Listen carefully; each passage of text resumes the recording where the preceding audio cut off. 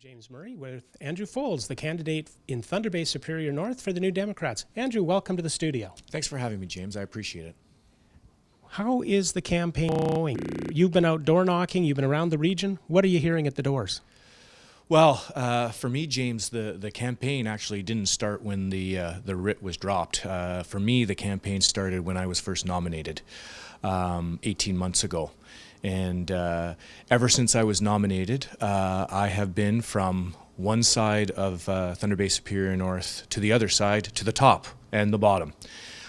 For me, Thunder Bay Superior North is much more than just Thunder Bay. It really is a huge geographical area with a lot of needs, a lot of concerns. And I thought it was, and I think it's very important to hear from all people because people's concerns are important to me. The campaign is going fantastic. I mean, you could just feel the energy out there. I'm really enjoying myself.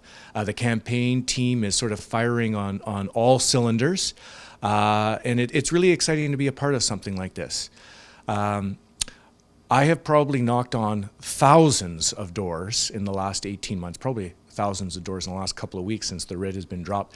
And people out there are talking.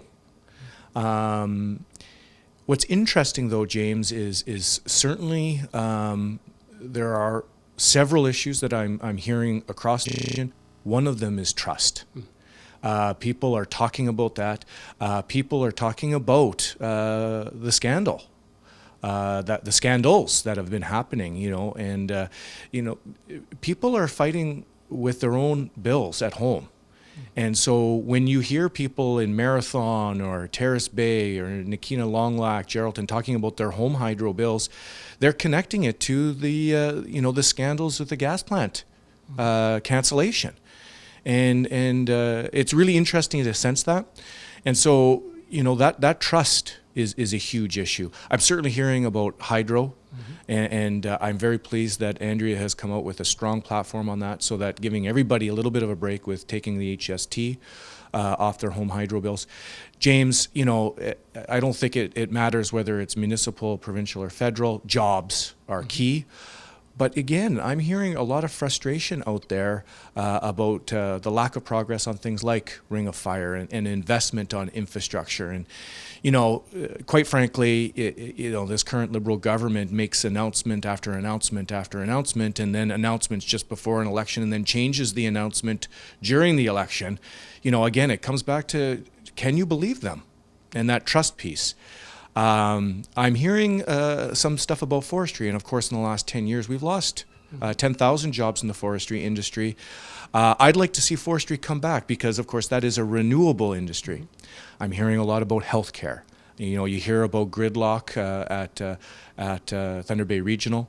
Our platform has got some really exciting, innovative solutions, including 24-hour healthcare facilities, clinics, investment in kids in terms of nutrition programs and dental care. And of course, those have long-term health implications and quality of life.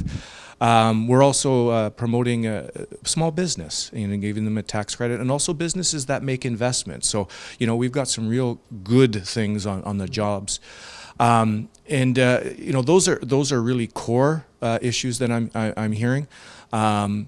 The other thing is, for me personally, because of the cynicism that's out there, I really want to give people an option of something different, something that's better. I want to give people hope. And I want to try to earn people's trust. I want to earn their votes. And so as I meet people, that I'm putting that forward to give them another option for something better at Queen's Park. And I'm hopeful that I could be their champion in Queen's Park come June 12th. Now this week the Northern Leaders debate happened between Kathleen Wynne and Andrea Horwath at the Valhalla Inn. What was your take on the debate? Some of the pundits figure that the NDP came out angry. What do you think? Well, some of those pundits I disagree with. Then, if they said that she was angry, because I think she was truthful. They don't call her the Steeltown Scrapper for nothing.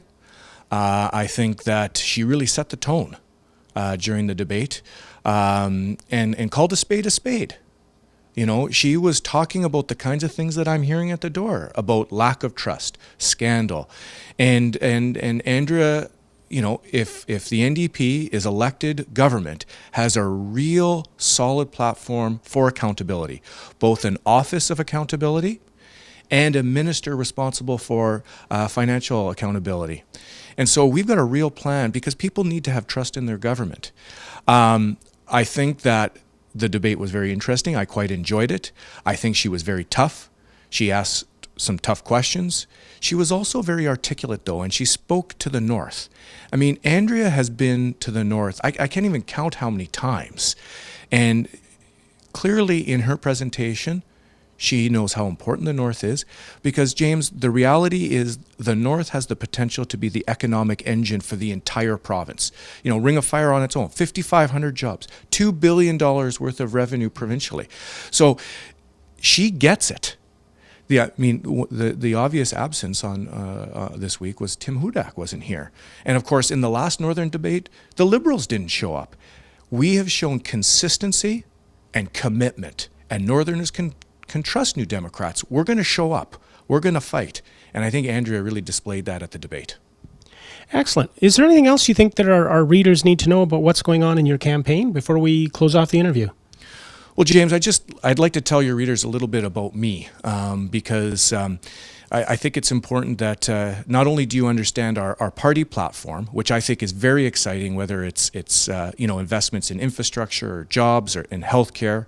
I'm 41 years old. I'm a father. I'm a husband, and I was born and raised in the North. I had to leave, though. I was one of those guys that did leave for 7 years, and then I was really lucky to come back and get a good-paying job back in my hometown. And I guess the reason why I'm running is I've had a wonderful 8 years of experience municipally, so I've got that municipal experience. I simply want to do more. And, I really have that sort of fire to do more for the North. I think the North deserves better. And I'm really excited about the opportunity. And on June 12th, I'm hopeful that your readers take a look at our platform. They take a look at the people who are running for the different political parties. And like I said, James, I'm hopeful that I can earn your readers' trust.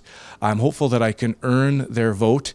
And on June 12th, if you vote for me, if you give me a chance, I'm really going to show you what I can do for the North and this entire province with a real clear vision of hope and trust.